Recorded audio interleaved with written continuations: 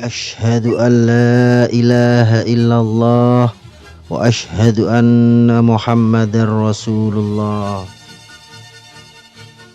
أعوذ بالله من الشيطان الرجيم. بسم الله الرحمن الرحيم. السلام عليكم ورحمة الله وبركاته.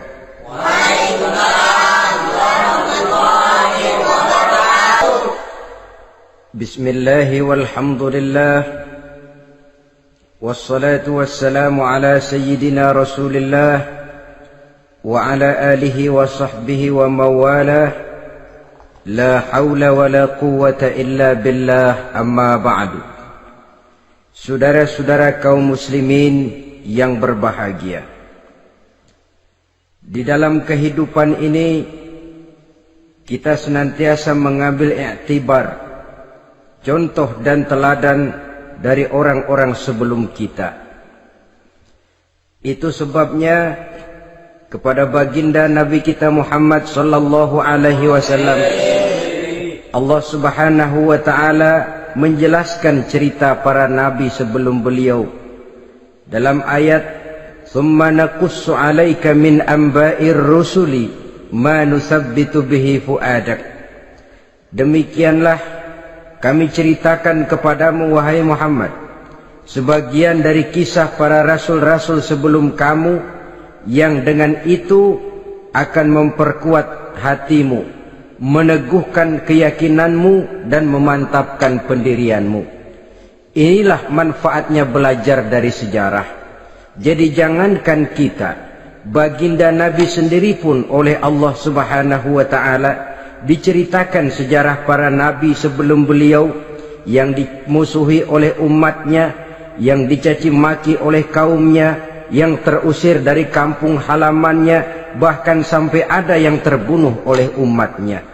Itu seluruhnya merupakan iktibar manusabbitu bihi fu'adak, untuk memantapkan langkahmu, meneguhkan keyakinanmu dan menguatkan pendirianmu menghadapi perjuangan ini.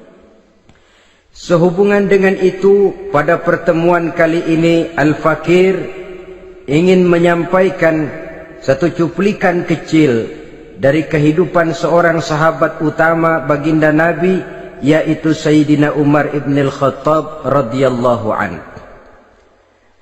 Beliau adalah Umar bin Khattab bin Nufail bin Abdul Uzza dari suku Quraisy, golongan Bani Adi. Perawakannya tinggi, kekar dan gagah, melambangkan sifatnya yang pemberani, tegas dan tidak pernah kenal takut kepada siapapun. Sebelum mendapat hidayah, Umar bin Khattab termasuk orang yang berdiri di barisan orang-orang yang memusuhi umat Islam. Ia terperangkap dalam tradisi jahiliyah, di mana gemar berperang dan bermabuk-mabukan juga merupakan hal-hal yang pernah dilaksanakan dalam kehidupannya sebelum beliau masuk ke dalam agama Islam. Oleh karena itu, dalam kehidupan beragama, hidayah merupakan sesuatu yang penting. Bagaimanapun banyaknya dosa dan kesalahan yang telah dilakukan oleh seseorang, tidak seharusnya menyebabkan ia putus asa dari rahmah Allah.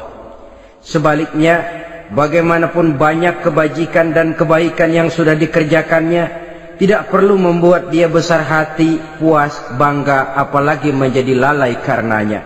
Sebab kita belum tahu akan bagaimana ujung perjalanan dari kehidupan kita ini.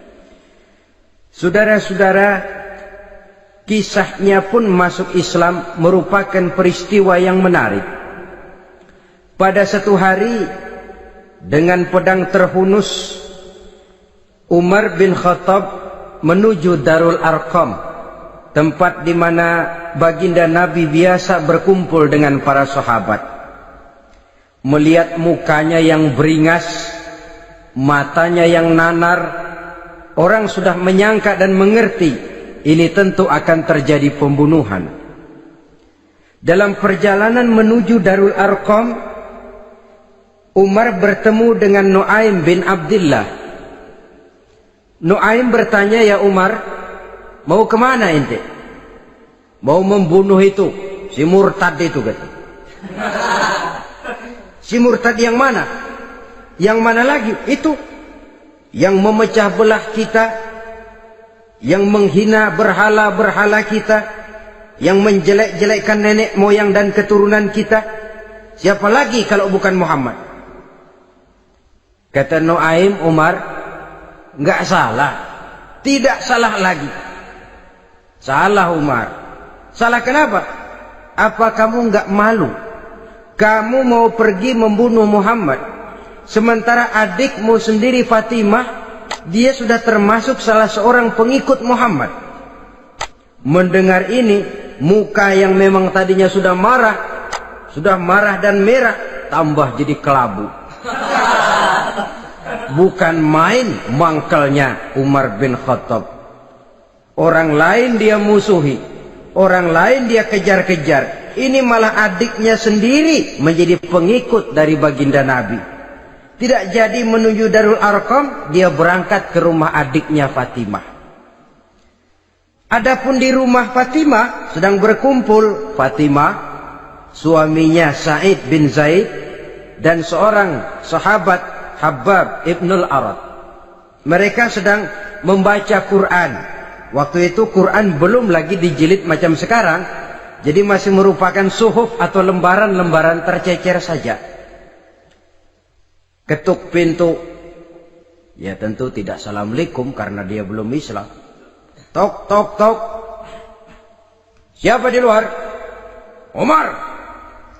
Mendengar suaranya saja, ini sahabat yang namanya Habbab ibnul Arad sudah lari ke belakang pintu. Sambil komat kamit baca doa mohon diselamatkan oleh Allah. Adapun Fatimah yang sedang memegang suhuf, lembaran tulisan Quran itu, menyembunyikan suhuf itu di belakang bajunya. Umar masuk. "Fatimah." "Saya bang." "Apa benar berita yang saya dengar?" "Berita apa itu bang?" "Bahwa kau sudah masuk Islam." "Bang, andai kata Muhammad memang benar, bagaimana?" "Sudahlah, jangan belit-belit. Jawab saja, kau masuk Islam benar atau tidak?" "Ya." Saudara hadirin, begitu dikatakan iya, tangannya langsung melayang, menampar muka adiknya ini, sehingga mengalir darah dari hidungnya. Suaminya Sa'id bin Zaid yang mencoba melindungi istrinya, dipegang lehernya, dibanting, diduduki dadanya. Oh, ini jawara ini.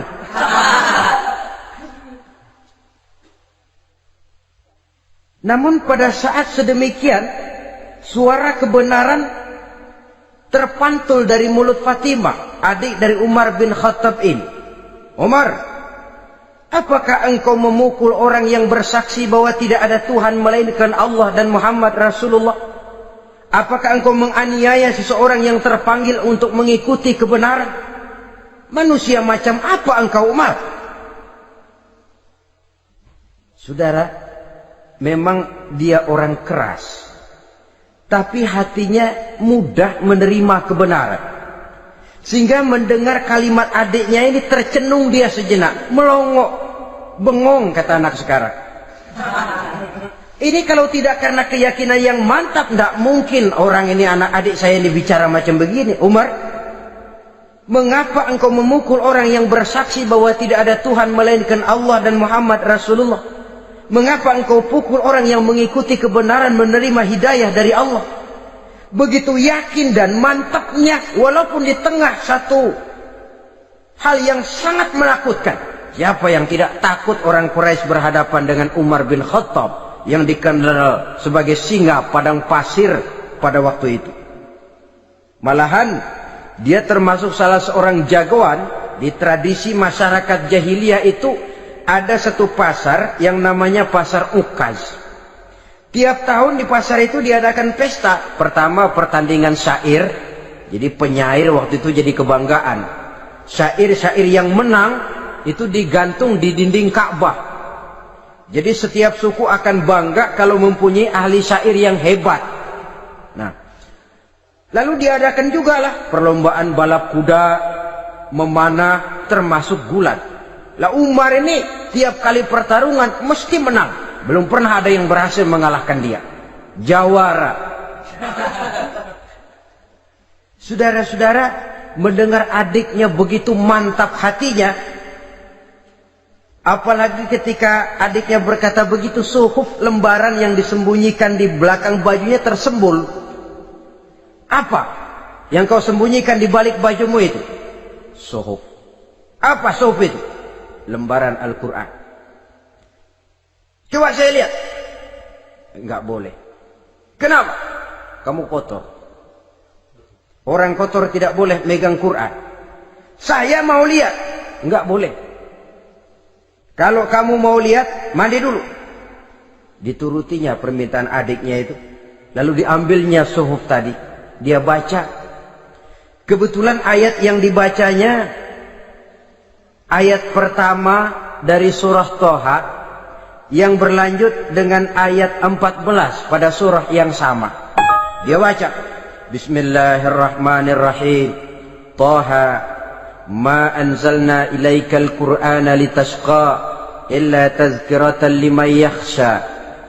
Toha, tidaklah aku turunkan Al-Quran ini untuk bikin sukar manusia, melainkan merupakan pengingat bagi orang-orang yang takut kepada Allah. Lalu pada ayat ke-14, Innani anallahu la ilaha illa ana fa'budni. Sesungguhnya akulah Allah, tidak ada Tuhan melainkan aku, maka hendaknya hanya kepadakulah kamu menyembah. Wa aqimis sholata li dzikri, dirikanlah salat untuk mengingat aku. Inna sa'ata atiyatun akadu ukhfiha litujza kullu nafsin ma tas'a. Sesungguhnya kiamat itu pasti akan datang, yang sengaja waktunya kami tidak beritahukan kepada kamu semua, untuk kami balas segala setiap orang tentang apa saja yang telah mereka lakukan dalam kehidupan di dunia ini. Setelah membaca ayat ini, gemetar tangannya. Ah, ini sih nggak main-main ini. Ini belum pernah saya baca ajaran semacam ini. Tidak patut orang yang mempunyai kitab suci semacam ini dimusuhi. Ini sesuatu yang benar. Tergetar jiwanya. Hei Fatimah, Muhammad di mana Muhammad? Saya tidak akan memberitahu kepada kamu. Di mana? Saya tidak akan memberitahu. Lebih baik kau bunuh saya kalau memang maksudmu mau mencelakakan Muhammad. Sama sekali saya tidak akan mencelakakan dia, Fatimah. Kasih tahu saja, di mana dia? Darul Arqam. Bergegas dia menuju Darul Arqam. Di dalam Nabi memang sedang kumpul dengan para sahabat. Termasuk ada Sayyidina Hamzah yang juga terkenal jawara juga. Ketuk pintu. Ketuk pintu. Siapa di luar? Umar. Di dalam ini geger sebagian sahabat. Umar datang ini pasti bencana. Umar datang, wah, kalau istilah kampung, kerok dan urusan.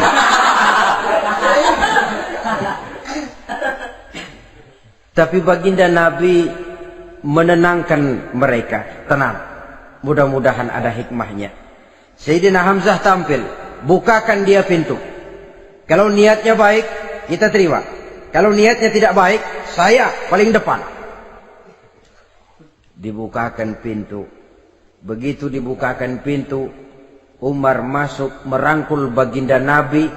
Kemudian dengan tersendat, Ashhadu an la ilaha illallah wa ashhadu annaka ya Muhammad Rasulullah. Saya bersaksi tidak ada Tuhan melainkan Allah, dan saya bersaksi bahwa engkau hai Muhammad adalah utusan Allah. Sahabat takbir semua, Allahu Akbar, Allahu Akbar. Kegembiraan meliputi suasana ketika itu. Kenapa? Karena sebelumnya dikala Umar belum masuk Islam, dia merupakan ganjalan yang paling dikhawatirkan oleh umat Islam. Setelah dia masuk Islam, jelas merupakan suatu keuntungan yang sangat besar. Dan dia tertarik kepada Islam bukan karena bujuk rayu orang, tidak karena diberikan harta, tidak karena diiming-iming oleh kedudukan tinggi, tapi karena kebenaran. Hidayah menembus hatinya melalui wasilah ayat dalam surah Thaha yang dibacanya melalui suhuf yang dipegang oleh adiknya tadi. Sejak saat itu berubah 180 derajat Umar bin Khattab radhiyallahu anhu. Tetapi tetap dengan sifatnya keras, tegas, dan tidak pernah kenal takut kepada siapapun. Cuma kalau sebelum Islam dia kerasnya kepada Islam, setelah dia masuk Islam muter arah. Kepada siapapun yang memusuhi Islam dia bersikap keras, tegas, dan tidak pernah kenal takut. Bahkan setelah beliau masuk Islam, satu hari ketika di Darul Arqam kumpul-kumpul, waktu itu Nabi belum berdakwah secara terbuka karena pengikut masih sedikit. Sayyidina Umar usul, "Ya Rasul, ada apa Umar? Alasna 'alal haq fi mamatina wa mahyana?" Ya Rasul, bukankah kita ini berdiri di atas sesuatu yang benar? Bukankah mati kita, hidup kita untuk melaksanakan sesuatu yang benar? Bala ya Umar, betul Umar. Wallazi nafsi biyadih, innakum la'alal haq in muttum wa in hiyitum. Demi Allah Umar, kata Nabi, sesungguhnya kamu dan kita semua berdiri di atas kebenaran, hidup ataupun mati. Setelah mendapat jawaban begini, Umar masuk kepada tujuan pembicaraannya. Izan ya Rasul, fa fimal ihtifa. Kalau memang begitu ya Rasul, kalau memang kita yakin kita berdiri di atas kebenaran, kita hidup karena kebenaran, kita mati pun memperjuangkan kebenaran, fa fimal ikhtifa. Kenapa mesti ngumpet-ngumpet? Kenapa harus sembunyi-sembunyi? Wallazi ba'asaka bil haq, demi Allah ya Rasul, la takhrujanna wa la nakhrujanna ma'ak. Tuhan harus keluar menyampaikan Islam ini secara terbuka, dan kami akan mendampingi Tuhan dengan segenap jiwa dan raga. Sekali masuk Islam gak tanggung-tanggung. Yang kayak begini ini yang kita perlukan sekarang ini. Begitu masuk Islam gak tanggung seluruhnya, jiwa dan raganya masuk Islam. Beliau yang pertama kali mengajukan ide, kenapa harus dakwah sembunyi ya Rasul? Wong kita berdiri di atas kebenaran, memperjuangkan sesuatu yang hak. Kalau kita mati, kita pun mati membela kebenaran. Kenapa mesti fafimal ikhtifa? Kenapa harus sembunyi-sembunyi? Mulai sekarang mari keluar ya Rasul, saya akan dampingi Tuhan, nyawa taruhannya. Saudara hadirin yang saya hormati, selalu dia tempat-tempat yang pernah dia melaksanakan maksiat sebelum dia Islam, selalu dia kunjungi, sampai dia berkata, tidak ada tempat yang pernah saya melakukan kesalahan sebelum saya Islam yang harus saya tutupi dengan kebajikan setelah saya Islam sekarang ini. Bahkan ada satu riwayat menjelaskan beliau itu yang tinggi badannya, kekar perawakannya, gemetar orang ngadepin dia. Tapi beliau sendiri sangat mudah gemetar kalau sudah mendengar ayat-ayat Allah. Sehingga ada satu riwayat menjelaskan Sayyidina Umar itu setelah masuk Islam, kalau sholat kadang-kadang bila menoleh ke kanan beliau senyum, bila menoleh ke kiri beliau menangis berurai air mata. Ada orang bertanya, ya Umar, kenapa menengok ke kanan kau senyum, ke kiri kau menangis? Itulah kalau saya ingat jahilnya saya sebelum Islam. Adapun bila saya menoleh ke arah sebelah kanan saya tersenyum, teringat betapa dulu saya membuat berhala dari korma. Saya tumpuk-tumpuk, saya susun begitu.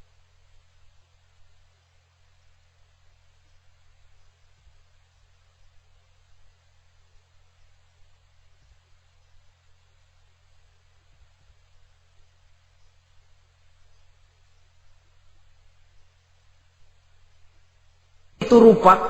Setelah saya sembah, saya makan itu kurma. Gagah betul saya waktu itu, sampai Tuhan pun saya makan. Adapun kalau saya menoleh ke kiri, teringat putri kesayangan saya yang terbawa oleh tradisi jahiliyah, takut menanggung aib, merasa malu mempunyai anak perempuan, sampai dia terkubur hidup-hidup.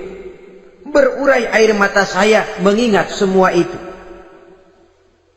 Padahal Nabi sudah memberikan jaminan.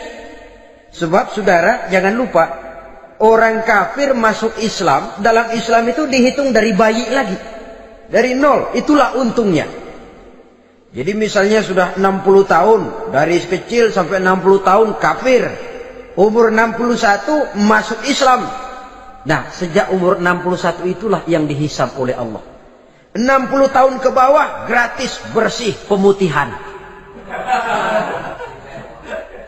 Istimewa betul. Tapi jangan lalu diniatin, gua kafir aja.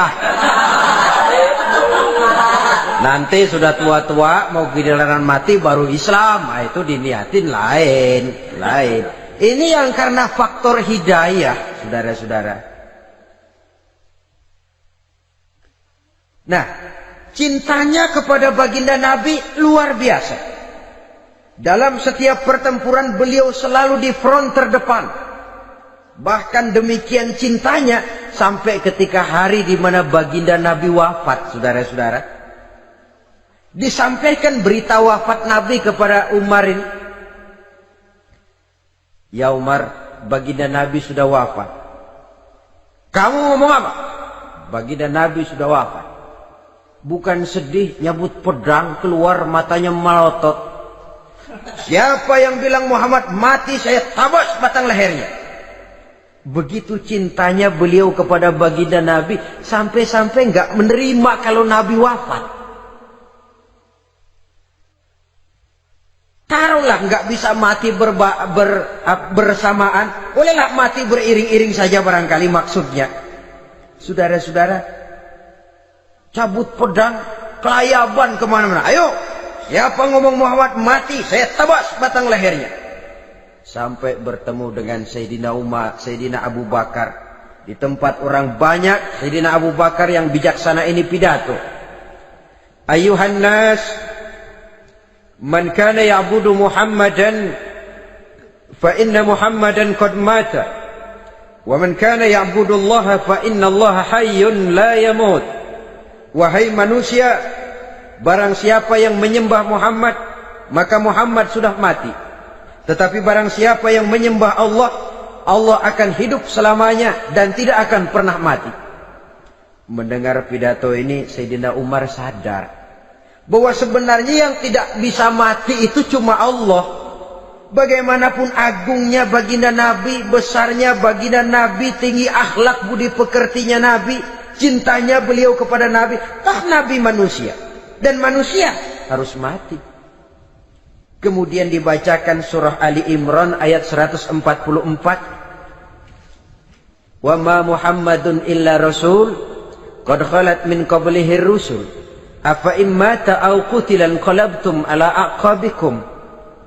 Muhammad tidak lain daripada manusia, telah datang kepadanya rasul. Apakah jika ia mati engkau kembali menjadi murtad atau mundur ke belakang? Mendengar ayat ini dibacakan, Sayyidina Umar sadar, berurai air matanya, menangis dalam kesedihannya. Ini cintanya yang demikian tinggi kepada baginda Rasulullah sallallahu alaihi wasallam. Begitulah seluruh kesalahan yang dia lakukan pada saat sebelum dia masuk Islam, berusaha dia tutupi dan dia tebus dengan segala kebaikan, pengabdian, perbuatan soleh setelah dia masuk Islam. Sehingga diajarkan oleh baginda Nabi, ittaqillaha haitsu ma kunta wa atbi'i sayyi'atal hasanata tamhuha wa khaliqin nasa bi khuluqin hasanin. Bertakwalah kamu kepada Allah, kata Nabi, dimanapun saja kamu berada. Jadi takwa tidak kenal tempat. Dimanapun saja kamu berada, bertakwalah kepada Allah. Di rumah takwa, di pasar takwa, di kantor takwa, di tengah orang banyak takwa, pada waktu sendirian takwa. Ittaqillaha haitsuma kunta. Bertakwalah kau kepada Allah dimanapun saja kamu berada. Jangan takwa pakai tempat. Di masjid takwa, di kantor nyolong. Itu tidak haitsuma kunta. Yang diajarkan oleh Nabi, dimanapun kamu berada, bertakwalah kepada Allah. Wa atbi'i sayyi'atal hasanah tamhuha. Dan iringi perbuatanmu yang salah dengan kebaikan. Jadi kalau satu saat terselip kita berbuat salah, cepat iringi dengan kebaikan. Tamhuha, dengan harapan kebaikan yang kita kerjakan akan menutupi dosa yang terselip kita lakukan. Ngomongin orang, astagfirullahaladzim, banyak istighfar. Istighfarnya mudah-mudahan bisa nutupin dosa karena ngomongin orang. Tapi jangan lalu tambah sulap. Ngomongin orang istighfar, terus ngomongin lagi istighfar lagi. Itu tentu tidak bisa dengan cara begitu. Barangkali terselip pernah mengambil harta orang tanpa alasan yang hak, imbangi dengan rajin sedekah misalnya. Barangkali pernah menyakiti hati orang, imbangi dengan perbuatan yang bisa menyenangkan hati orang lain. Itu namanya mengiringi perbuatan yang bersifat salah dengan kebajikan. Ini yang dilakukan oleh Sayyidina Umar. Setiap pelosok hampir dia datangi. Tempat-tempat di mana dia pernah melakukan kesalahan sebelum Islam, di sana dia tegakkan kebajikan dan kebaikan. Kegagahannya, keperkasaannya, keberaniannya sepenuhnya bulat-bulat sudah diwakafkan untuk kepentingan Islam. Saudara hadirin yang saya hormati, diperlukan orang-orang yang punya keberanian macam Sayyidina Umar. Berani karena panggilan hidayah, bukan berani babi. Babi berani juga babi, cuman nyeruduk. Artinya berani yang tanpa pertimbangan. Berani yang tanpa pertimbangan pada akhirnya akan menyulitkan kita sendiri. Beliau gagah, beliau berani, beliau punya kekuatan, beliau punya wewenang, dan itu dimanfaatkannya untuk menjadi backing baginda Nabi kita Muhammad sallallahu alaihi wasallam. La takhrujanna wa la nakhrujanna ma'ak ya Rasul. Ya Rasul, keluar, sampaikan dakwah secara terbuka. Saya akan mendampingi Tuhan. Jika ada yang ganggu Tuhan, saya paling depan. Backing yang mendampingi Rasul untuk menyampaikan risalah Islamiyah ini. Saudara hadirin yang saya hormati, wa khaliqin nasa bi khuluqin hasanin, kata Nabi. Dan pergaulilah manusia dengan akhlak yang baik, karena dengan ini kau bisa mengambil hati orang. Dalam hadis lain katakan, innakum la tas'una an-nasa bi amwalikum walakin yas'uhum minkum bastul wajhi wa husnul khuluq. Kamu tidak akan bisa menyenangkan orang banyak dengan hartamu, tapi kamu bisa ambil hati mereka dengan budi pekerti yang luhur dan muka yang manis. Dengan harta belum tentu kita bisa menyenangkan semua orang. Tapi budi pekerti yang luhur, muka yang manis, itu yang akan bisa membuat kau menyenangkan orang banyak.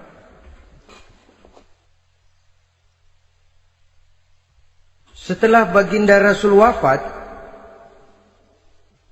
pernah ketika berkumpul, Sayyidina Abu Bakar berkata kepada Sayyidina Umar, "Ya Umar, saya baiat kamu untuk menjadi khalifah." Jawab beliau, "Sayalah yang akan membaiat Tuan. Tapi Anda lebih utama dari saya Umar. Keutamaan saya akan saya berikan kepada Tuan untuk mendukung kekhalifahan Tuan." Di sini kelihatan wataknya yang tidak ambisius. Gagah, berani, perkasa, tapi tahu diri. Enggak nyelonong. Tidak menggunakan kekuasaannya, kegagahannya untuk maksud yang sewenang-wenang. Oleh karena itu setelah Sayyidina Abu Bakar wafat, beliau dilantik menjadi khalifah, keluarlah pidatonya yang terkenal. Ayuhan nas, inni qad wullitu alaikum walastu bi khairikum. Hai manusia, aku telah dipilih menjadi pemimpin kamu, padahal aku bukanlah orang yang terbaik di antara kamu. Kalau tidaklah karena aku melihat keutamaan, keteguhan yang dapat melindungi kalian, berat rasanya aku memikul amanah ini. Sebab apa? Alangkah beratnya menunggu datangnya perhitungan di akhirat nanti terhadap Umar. Ini yang jadi motifnya memegang jabatan khalifah. Sungguh berat bagi Umar menunggu datangnya saat perhitungan. Sehingga seolah-olah kalau bisalah jadi Umar bin Khattab saja, jangan jadi khalifah kalau bisa. Tapi moya umat sudah kadang memilih. Sehingga benar kalau dalam satu hadis Nabi pernah mengajarkan jangan memberikan satu jabatan kepada orang yang memintanya. Sebab orang kalau sudah minta jabatan, apalagi pakai jilat-jilat, pakai upeti-upeti, tentu ada tendensinya. Ada batu di balik udang. Kalau udang di balik batu kan mungkin nggak kelihatan, tapi kalau batu di balik udang kelihatan betul itu. Ada maunya, ambisinya. Jangan memberikan satu jabatan kepada orang yang memintanya. Seakan di batinnya Sayyidina Umar menyesali. Kenapa Umar nggak jadi Umar saja, kok mau jadi khalifah gitu. Alangkah berat perhitungan buat saya di akhirat nanti. Nah, setelah jadi khalifah, sebagai satu i'tibar, saya akan mencoba mengemukakan beberapa sifatnya yang menonjol untuk pelajaran buat kita semua. Pertama, sikapnya terhadap keluarganya setelah beliau menjadi khalifah. Kedudukan sebagai keluarga Umar bin Khattab bukan merupakan kedudukan istimewa. Itu ditanamkan betul kepada keluarganya. Jangan karena bapakmu khalifah, lalu mentang-mentang anak khalifah kau merasa dapat fasilitas, merasa bisa berbuat semau-maumu. Kau harus punya tanggung jawab dan beban moral, memberikan contoh yang lebih baik kepada rakyat. Ini yang ditekankan kepada keluarganya. Kalau beliau mau mengeluarkan undang-undang, undang-undang itu lebih dahulu dibicarakan di tengah keluarganya, kumpul anak-anaknya. Ini akan ada undang-undang begini. Siapa di antara kalian mau mentaati, persilakan. Yang tidak pun persilakan. Tapi saya ingatkan, kalau ada dari keluarga Umar yang melanggar peraturan yang saya keluarkan ini, saya akan menghukumnya 2 kali lipat karena dia keluarga saya. Menghukumnya 2 kali lipat karena dia keluarga saya. Jadi bukan mentang-mentang anak babe lalu kebal hukum. Tidak. Siapa yang di antara kalian melanggar peraturan ini, akan aku kenakan hukuman 2 kali lipat karena dia keluargaku. Nah, saudara hadirin yang saya hormati, lalu berwibawa, dijaga betul keluarganya. Suatu hari beliau datang ke rumah putranya Abdullah bin Umar. Ketika masuk dilihatnya Abdullah bin Umar sedang makan daging. Makan daging. Merah muka Umar. Mentang-mentang anak khalifah ya. Mentang-mentang anak Amirul Mukminin ya, kamu makan daging. Lihat tuh rakyat kita masih banyak yang kelaparan, makan daging, makan roti keras. Padahal itu halal. Sesuatu yang diperoleh dengan usahanya sendiri. Tetapi begitu hati-hatinya Umar untuk menjaga pandangan orang. Keluarga khalifah merupakan beban moral sebab akan dijadikan contoh oleh rakyatnya. Mentang-mentang anak khalifah ya makan daging. Lihat tuh rakyat, roti keras digarotin. Lain saat beliau pergi ke satu pasar. Di situ dilihat ada sapi gemuk-gemuk. Tempat lain sapinya kurus-kurus. Tanya, ini yang gemuk-gemuk sapi siapa? Sapi Abdullah bin Umar. Sapi anaknya. Panggil Abdullah bin Umar, suruh sini. Datang anaknya itu. Abdullah bin Umar, bagaimana ceritanya sampai ini? Begini Baba. Dahulu itu dengan uang saya beli sapi, kurus-kurus. Lalu saya rawat. Saya berikan upah orang untuk merawat sapi-sapi itu. Sampai sekarang dia menjadi gemuk. Akan saya jual dan keuntungannya tentu sesuatu yang halal. Subhanallah, kata Umar. Kau ini anak Amirul Mukminin. Jual sapimu, ambil modalnya, untungnya, masukkan baitul mal untuk urus kepentingan orang Islam. Dia nggak mau anaknya terlibat bisnis, ndompleng kekuasaan ayahnya. Karena mentang-mentang anak khalifah lalu segala macam bisnis lancar. Orang takut karena apa? Anak babe. Ada lagi. Pada waktu pembagian harta ghanimah, putri beliau yang namanya Hafsah, ini adalah istri baginda Nabi, meminta bagian. Kaum kerabat ayah, ini kerabat khalifah, kitalah dulu kerabat. Kalau kau kerabatku, maka jatahmu nanti dari ayahmu. Harta ini masih lebih banyak dibutuhkan oleh orang-orang Islam. Nanti belakangan, kalau ada sisanya. Belakangan kalau ada sisanya. La haula wa la quwata illa billah.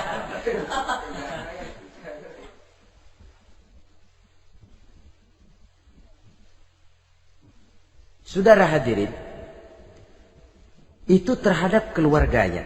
Kemudian apa sifat-sifat yang menonjol dari kepemimpinannya? Pertama, kesederhanaannya.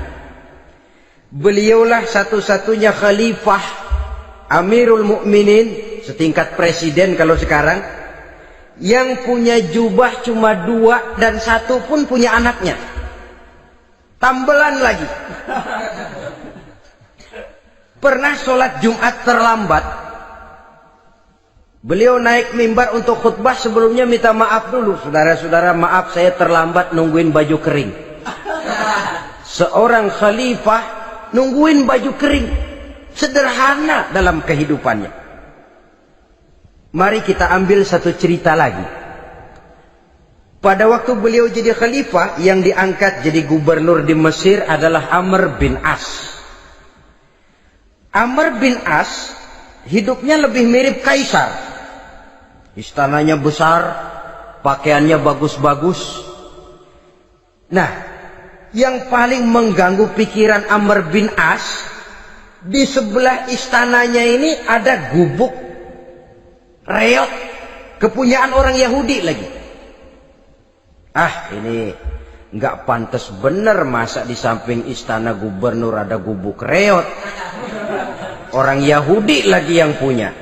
Ini mesti, udah, bikin saja rencana, panggil dinas tata kota, bikin planning. Di sini mau dibangun masjid, proyek negara.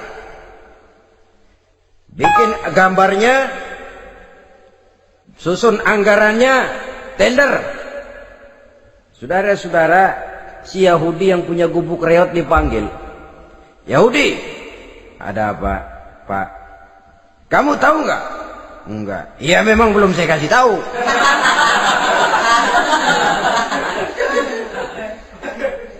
Ada apa, Pak? Itu kamu punya gubuk. Tahu? Kena proyek. Proyek apa, Pak? Kami mau bangun masjid besar di situ. Dan tidak sesuai ada gubuk reot di samping tempat gubernur. Jadi maksud Bapak, gubukmu, tanah-tanahnya mau saya bebaskan. Saya beli. Enggak mau, Pak. Saya enggak mau jual. Saya bayar 2 kali lipat. Enggak mau. 3 kali lipat. 6 kali lipat juga enggak mau, Pak. Saya dari muda peres keringat banting tulang cuma segitu-gitunya, Pak, tempat saya tinggal. Gubuk reot sama tanahnya sedikit. Makmur saya, Pak, cuma rumah sama sumur.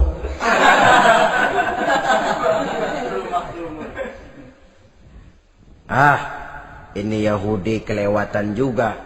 Akhirnya turun perintah, sudah, kalau dia nggak mau dibebaskan, gusur saja, tarik, ambil bulldozer. Digusur. Yahudi ini berurai air matanya. Aduh, begini jadi rakyat kecil. Udah jatuh ketiban ember lagi. Tapi pikir-pikir Amr bin As kan bukan yang paling atas. Dia kan cuma pejabat, masih ada atasannya lagi. Lapor lapor. Yahudi ini berangkat ke Madinah. Bayangkan dari Mesir ke Madinah. Jalan. Di sepanjang jalan dia pikir membanding-banding. Kalau gubernurnya saja istananya begitu mewah, apalagi khalifahnya. Kalau gubernurnya galak main gusur, apalagi khalifahnya. Dan saya bukan orang Islam, apa dia lemin ngadu? Apa dapat tanggapan? Berangkat dia sambil harap-harap cemas. Sampai di pintu kota Madinah, dia temui orang lagi tidur di bawah pohon korma. Selamat siang, Pak. Ada apa? Pak. Apa? Mau lapor. Lapor apa? Bapak tahu Khalifah Umar bin Khattab? Tahu. Istananya di mana, Pak? Istananya di atas lumpur. Di atas lumpur. Di atas lumpur. Pengawalnya banyak, Pak. Banyak. Siapa, Pak? Yatim piatu, janda-janda tua, orang-orang miskin, orang-orang lemah, itu pengawalnya. Pakaian kebesarannya apa sutra apa, Pak? Pakaian kebesarannya malu dan takwa. Saya nggak ngerti, Pak. Itulah Umar bin Khattab. Lalu orangnya sekarang di mana, Pak? Di depan ente. Rupanya yang dia tanya itulah orangnya. Gemeter Yahudi ini, keringat bercucuran. Coba, istananya di atas lumpur. Sebab beliau berprinsip, bagaimana saya bisa menghayati nasib rakyat kalau saya tidak merasakan apa yang mereka rasakan? Bagaimana saya nggak bisa tahu sakitnya lapar kalau saya belum pernah kelaparan? Itu prinsipnya. Istananya di atas lumpur. Para pengawalnya yatim piatu, janda-janda tua, orang-orang miskin, orang-orang lemah dan tidak mampu. Dan pakaian kebesarannya malu dan takwa. Kamu dari mana? Dari Mesir, Pak. Ada apa? Mau laporan gubernur Bapak di Mesir yang namanya Amr bin As. Kenapa? Main gusur aja, Pak. Ceritanya? Iya, dia mau bangun masjid. Kebetulan di areal itu saya punya tanah sama gubuk segitu-gitunya. Saya nggak mau dibeli, digusur, Pak. Saya mau mencari keadilan. Begini. Kamu lihat tempat sampah itu? Lihat. Di situ banyak tulang.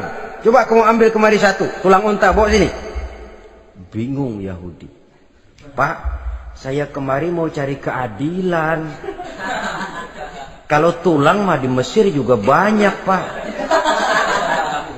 Sudahlah, pokoknya kau ambil saja tulang itu. Dicoker-coker, dapat, dikasih. Tulang itu digaris lurus oleh Sidina Umar dengan ujung pedang. Red. Nah, nih, kau bawa kepada Amr bin As.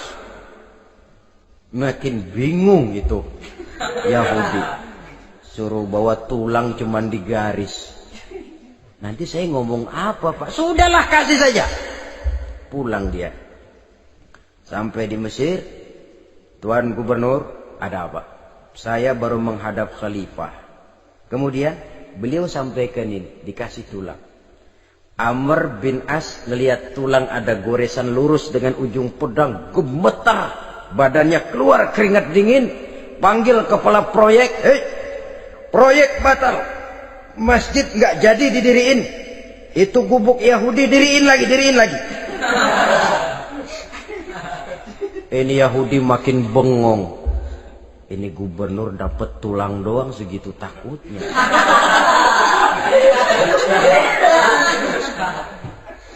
Ada apa sebenarnya Tuan Gubernur? Kamu tahu? Ini nasihat pahit buat saya dari Amirul Mukminin Umar bin Khattab.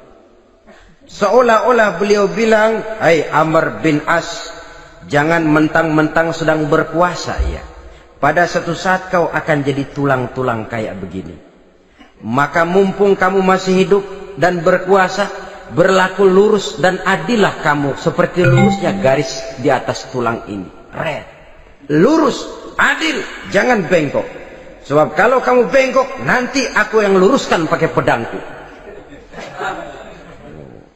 Siapa yang nggak ngeper digituin? Sampai akhirnya apa? Kata si Yahudi, "Pak, kalau begitu Islam adil ya." Adil. Kalau gitu biarin dah Pak, tanah saya. Mau kamu jual? Bukan saya jual Pak, saya kasih aja dah. Campur gubuk-gubuknya, ambil aja dah.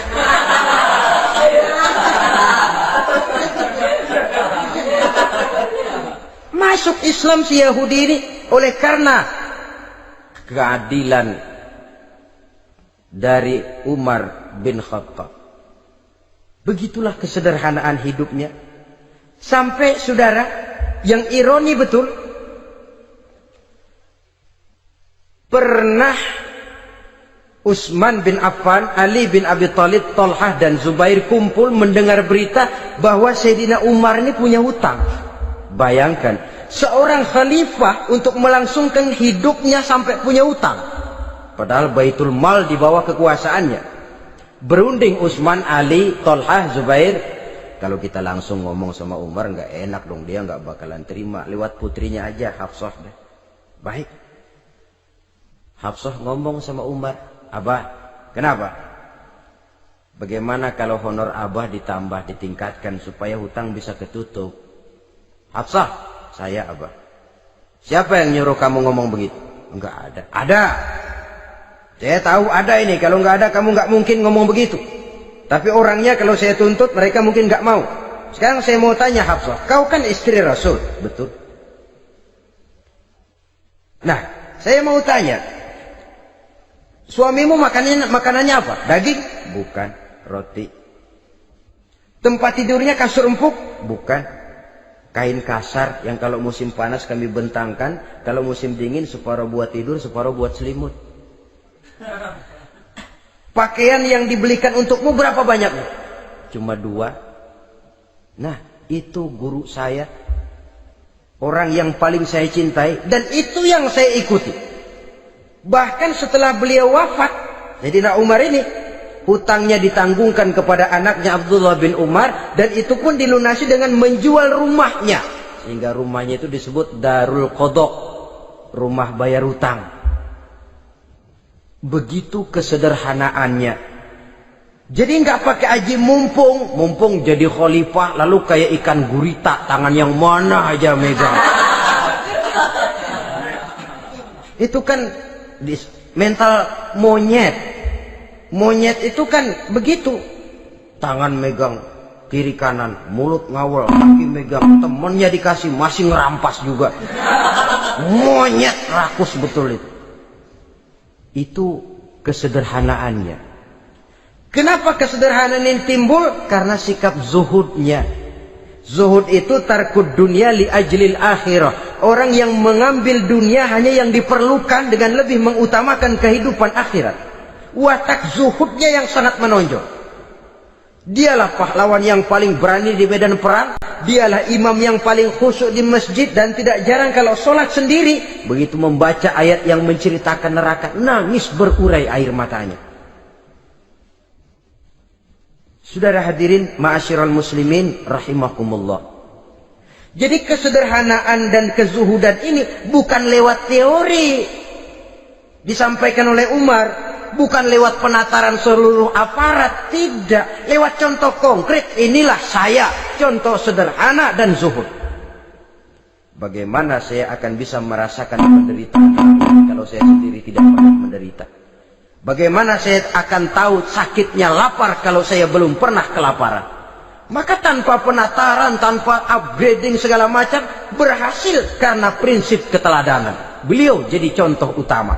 Dan sumber utamanya tentu tidak lain karena contoh dari baginda Nabi besar Muhammad sallallahu alaihi wasallam. Dua, sederhana. Yang kedua, zuhud. Yang ketiga, sifat yang menonjol dari kekhalifahannya adalah adil. Kalau sudah bicara soal hukum, dia tidak pernah kenal kompromi. Adalah seorang pemuka Nasrani masuk Islam. Namanya Jabalah bin Aiham. Ketika dia bikin haji, kain ihramnya keinjak orang Arab yang hitam. Badui. Jengkel. Dia merasa bekas tokoh. Enak aja nih orang udah jelek nginjak lagi. Ditempeleng orang tadi. Orang ini lapor kepada Umar. Panggil Jabalah bin Aiham. Panggil. Kau ditampar? Betul Khalifah. Tampar dia. Tampar lagi. Dipukul orang itu. Di depan Sayyidina Umar.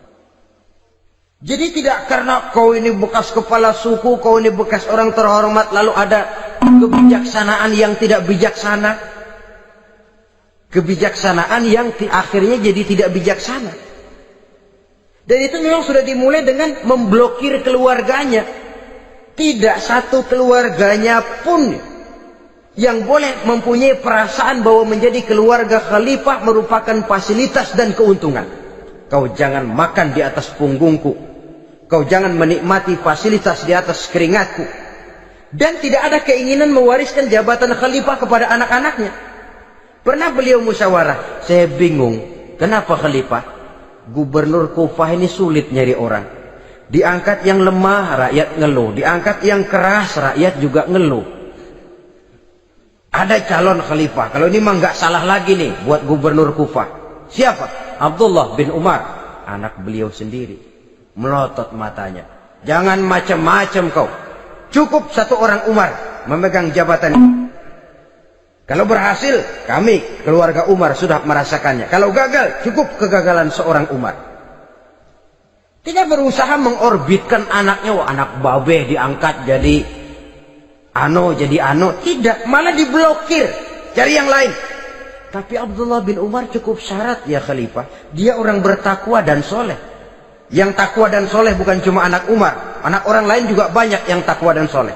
Itu prinsipnya. Sehingga ketegasannya ini membuat orang jadi sungkan. Dan tidak seorang pun berani kirim-kirim upeti hadiah. Pernah itu ada pejabat dari Azerbaijan kirim makanan. Kue, mending apa? Kue. Gitu dicicipi enak. Enak juga ya kue ini. Enak khalifah. Ini di sana apa makan rakyat biasa? Bukan, ini makanan orang-orang fit. Nah, dibungkus lagi itu kue. Dibungkus. Ontamu mana? Di luar. Ambil, bawa pulang, serahkan lagi kepada gubernur di sana, kasih tahu salam dari Umar bin Khattab. Kenyangkan dulu rakyat dengan makanan seperti ini. Kita belakangan. Jadi kalau rakyat lapar, saya orang pertama yang akan merasakan kelaparan. Tapi kalau rakyat makmur, biarlah saya menjadi orang terakhir yang kenyang. Kan bagus prinsip itu. Jikalau rakyat kelaparan, saya akan jadi orang pertama yang merasakan lapar. Tapi kalau rakyat makmur, biar saya jadi orang terakhir yang kenyang. Jangan dibalik. Pada saat rakyat kelaparan, dia kekenyangan. Dan selanjutnya, sikap keadilannya ini saudara-saudara menyebabkan hukum lalu jadi berwibawa. Pernah beliau jalan-jalan di lorong kota Madinah di tempat yang namanya Harah bersama Aslam. Ada ibu-ibu anaknya nangis, lapar ma, sabar dikit lagi matang katanya. Emang tuh ibu lagi ngerebus, bunyi air ngegulak, luguk. Umar lihati dari jauh, belum juga matang. Nih anak dari nangis, lapar, sampai capek nangis, sampai tidur. Anak tidur, Umar samperin, Bu, emang masak apa sih kok nggak bisa matang? Saya nggak masak apa-apa Tuhan. Itu pating kerubuk apa? Ketika dibuka ya cuma air saja. Subhanallah, ibu sudah ngebohongi anak ibu sendiri. Habis harus bagaimana Tuan? Saya sudah nggak punya makanan untuk dimasak. Sementara perut nggak kenal kompromi. Jalan satu-satunya, ya terpaksa anak saya bohongi. Saya bilang sebentar lagi matang, sampai dia tidur sekarang ini. Memangnya Khalifah Umar gimana sih ngurusi rakyatnya? Subhanallah, dia orang zalim. Dia yang memegang urusan kami, tapi dia nggak tahu nasib saya. Anak kelaparan, keluarga terlantar. Oh begitu. Iya. Zalim betul Umar bin Khattab itu. Kalau begitu ibu tunggu sebentar. Dia pulang bersama Aslam menuju Baitul Mal. Dia ambil tepung 1 karung, dipikul sendiri. Dipikul sendiri. Kata Aslam, ya Khalifah biar saya yang bawa. Jangan. Kenapa Khalifah? Apa kau kira kau sanggup mikul dosa saya di akhirat nanti? Biar saya yang mikul sendiri. Dia bawa ke tempat tuh ibu-ibu. Dia masakin sendiri. Nah Bu, sudah matang, persilakan masak. Makan. Alhamdulillah Tuan. Mudah-mudahan Allah memberkahi Tuan. Tuan lebih baik dari Umar bin Khattab yang zalim itu. Memang sebenarnya Tuan siapa? Kata tuh ibu. Saya. Iya. Saya ya Umar bin Khattab yang ibu bilang zalim itu. Gemetar si ibu. Gemetar si ibu. Tapi memang peka dan menghargai kritik orang. Tidak membungkam setiap orang yang nadanya sumbang atau berbeda. Kadang beliau berkata, saya khawatir karena orang terlalu segan dengan saya, lalu nggak ada yang berani negor kalau saya salah. Kan begitu biasanya. Karena sudah terlalu segan, lalu semuanya orang mau diaminin saja. Asal dibilang nggak benar, marah, jengkel. Lalu disingkirin, maunya diiyain, inge, kulonuwun. Oke bos. Beliau bilang, saya khawatir kalau tidak ada orang yang mau menegur kesalahan saya jika saya terlanjur nanti. Tahu-tahu muncul orang. Demi Allah, saya akan menegur Tuan dengan pedang saya ini. Cerah mukanya, senyum bibirnya. Alhamdulillah, anak muda, saya memerlukan orang macam kau. Yang berani berkata ya terhadap yang benar dan tidak terhadap yang tidak benar, apa dan bagaimanapun resikonya. Di sini kelihatan sikap beliau menghadapi orang yang berbeda pendapat. Keadilan, keberanian dan ketegasan, cepat menerima kebenaran merupakan serentetan dari sifat-sifat utama beliau sejak masuk Islam sampai menjadi khalifah yang kedua. Bahkan dengan jasa beliau, Islam kemudian tersebar menembus dinding Jazirah Arabia, memasuki Bizantium dan Persia, sehingga beliau juga dikenal sebagai periode Al-Futuhat Al-Islamiyah. Nah saudara-saudara, inilah cuplikan kecil dari kehidupan seorang agung dan besar yang memang sangat terbatas kata-kata untuk melukiskan kebesaran itu. Namun yang secuplik ini mudah-mudahan menjadi sumbangan moral dalam rangka kita memperbaiki diri menuju kehidupan yang lebih baik. Terima kasih banyak atas segala perhatian. Mohon maaf atas segala kekurangan. Usikum wa nafsi bitaqwallah. Wassalamualaikum warahmatullahi wabarakatuh.